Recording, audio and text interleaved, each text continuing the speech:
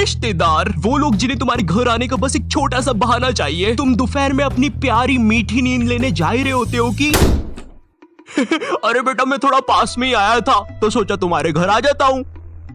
पर मैं तो जंगलों में रहता हूँ, जंगलों में क्या करने आए थे? कहीं मेरा घर तो जलाने नहीं आए थे, जैसे तुमने मेरा फ्यूचर जलाया मेरे घर वालों को मुझे इंजीनियरिंग करवाने का बोल के। रिश्तेदारों के पास ना एक बहुत भयानक शक्ति है, ये तुम्हारे मम्मी पापा का दिमाग चेंज कर सकते हैं। बच्चा बोल रहा था कि क्रिकेटर बनना है, तो हमने सोचा चलो क्रिकेट एकेडमी ज्वाइन करवा देते हैं। क्रिकेट एकेडमी ज्वाइन करवा देते हैं। भाई साहब आपको क्या बच्चे ने बल्ला मारा है क्या सर पे? नहीं तो जरा अपना दिमाग लगाइए, ये क्रिकेट विकेट में कुछ नहीं रखा। वो अपने विकास जी की लड़की बोल रही थी सिंगर बनूंगी, कुछ हुआ नहीं तो अब नुक्कड़ नाटक में पेड़ बनती है। मैं हूँ एक जादुई पेड़।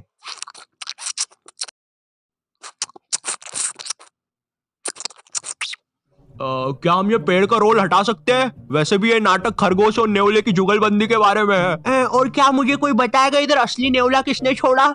अब हमारी फैमिली में एक रिश्तेदार ऐसा होता ही है जिसे ना बहुत जोर से ज्ञान देने की आदत होती है। इसे लगता है कि पूरे ब्रह्मांड का ज्ञान ना इसके पास ही है और इनका मन पसंदीदा काम होता है लोगों को एडवाइस देना। तुमने 10th पास करी, अब सब्जेक्ट कौन सा लेना है वो ये बताएंगे। तुमने कॉलेज पास करा, अब नौकरी कौन सी करनी है वो ये बताएंगे। फैमिली में कोई बीमार है, उसका इलाज ये बताएंगे। फैमिली में कोई मर गया, इलाज इनने बताया था, पकड़ो। अब करियर चुनते समय भी ना ये लोग अपनी टांग बहुत अच्छे से अड़ाएंगे। पापा मुझे गेम बनाने वाला बनना है। अरे बेटा जिंदगी एक पूरा गेम ही तो है। भाई साहब आप इसको बनाओ डॉक्टर, बहुत स्कोप है, मतलब इसकी माँ का मुंह में रजनीगंधा और कदमों में दुनिया। नहीं पापा डॉक्टर तो नहीं पापा, इतनी पढ़ाई से तो मजदूर बन जाऊंगा मैं, लेकिन डॉक्टर तो। मुंह में रजनीगंधा कदमों में दुनिया, क्या बात कहे आप?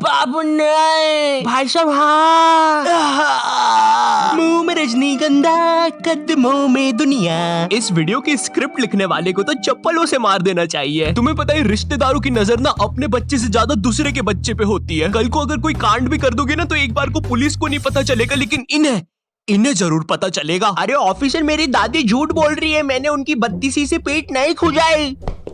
मिस्टर आयु यू आर अंडर अरेस्ट। लेकिन आपके पास तो मेरे खिलाफ कोई सबूत ही नहीं था। हाँ सबूत नहीं था, लेकिन अब है, मिलो तुम्हारे फूफे से। इनने बिजली के खंबे पे चढ़ के तुम्हारी क्राइम करते हुए फोटोज खींची है। हालांकि वो बात अलग है, खंबे से नीचे उतरते समय इनकी पैंट के साथ चड्डी भी फट गई, लेकिन उसका टेंशन तुम मत लो। पैंट और चड्डी दोनों सही सलामत दर्जी के पास पहुंच चुकी है, वो सुबह तक रफू करके दे देगा। शाम तक। और ये रही तुम्हारी फोटो। गिरफ्तार कर लीजिए मुझे। अब जब भी रिश्तेदार तुम्हारे घर आते हैं तुम्हारे मम्मी पापा तुम्हें उनसे बातचीत करने के लिए बोलते हैं और तुम्हें नहीं पता होता क्या बात करनी है। इतनी अजीब सिचुएशन बनती है ना उस समय। और बेटे कुछ नहीं अंकल, यूं ही।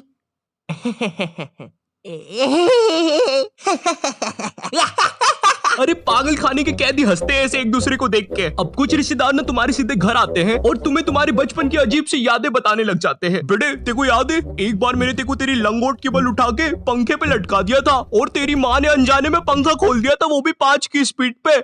मरते मरते बचा था तू। उस समय तुम्हारे दिमाग में बस एक ही बात आ रही होती है, कौन है ये आदमी और बचपन में ये मुझे क्यों मारना चाहता था। बेटे याद है एक बार तू खुले में मूत रहा था तो तेको एक बंदर ने आके पकड़ लिया था। इतनी बेकार यादें बताएंगे तुम्हें बचपन की, और पता नहीं बटवे के कौन से कोने में इनके पास वो फोटो भी रखी होती है। ये देखो नुन्नी खींच ली थी बंदर ने इसकी। अब ये तो ना फिर भी ठीक है, तुम्हारे साथ कभी ऐसा हुआ है तुम आराम से एक चड्डी में बैठे हो और जेल जैसे कटोरे में दाल चावल खा रहे हो, ठंडी ठंडी हवा चल रही है और सब कुछ मस्त चल रहा है, लेकिन एकदम से तुम्हारे घर पे 10 रिश्तेदार आ जाते हैं।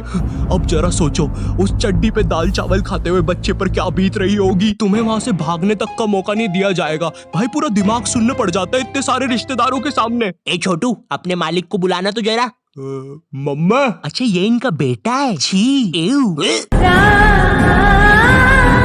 अब ये रिश्तेदार ने काफी अलग अलग प्रकार के आते हैं। जैसे फैमिली में कोई बहुत बूढ़ा दादाजी नहीं होता है जिसके दिल की जगह भी बैटरी लगी होती है, इसे परिवार वाले मरने ही नहीं देते। इन्हें कुछ हुआ फट से ऑपरेशन, भाई आधा रोबोट बना के रखा है दादाजी को। उधर दादाजी का 150वां जन्मदिन बनाया जा रहा है। हैप्पी बर्थडे दादाजी। वो दादाजी बेचारा अपनी बैटरी के दोनों वायर पकड़ के बोल रहा है, बेटा मार दो मुझे प्लीज, कोई मार दो। अब पीछे तुम्हारे पापा तुम्हें कोल्ड ड्रिंक उड़ाने से मना कर रहे हैं, क्योंकि अगर कोल्ड ड्रिंक का एक भी बूंद दादाजी की बैटरी पे गिरा तो तुम्हारा दादाजी टाइम टाइम बम की तरह फट जाएगा। खैर जो भी कह लो, रिश्तेदार हमारे घर से जाते समय अपनी पोटली से थोड़ा धन वो हमें भी दे के जाते हैं, भले ही वो 20 रुपए का लुल्ली नोट हो या 100 रुपए का करारा नोट हो। पर सवाल यहाँ पे ये नहीं है, सवाल ये है कि रिश्तेदारों के साथ इतनी मारामारी के बाद क्या वो 20 रुपए का लुल्ली नोट काफी था या नहीं, मुझे नहीं पता। मुझे बस एक चीज पता है, सब्सक्राइब करो। चाहे तो ये 20 रुपए का लुल्ली नोट ले लो, लेकिन सब्सक्राइब करो। मेरी आंखें तुम पे ही है, करो अभी।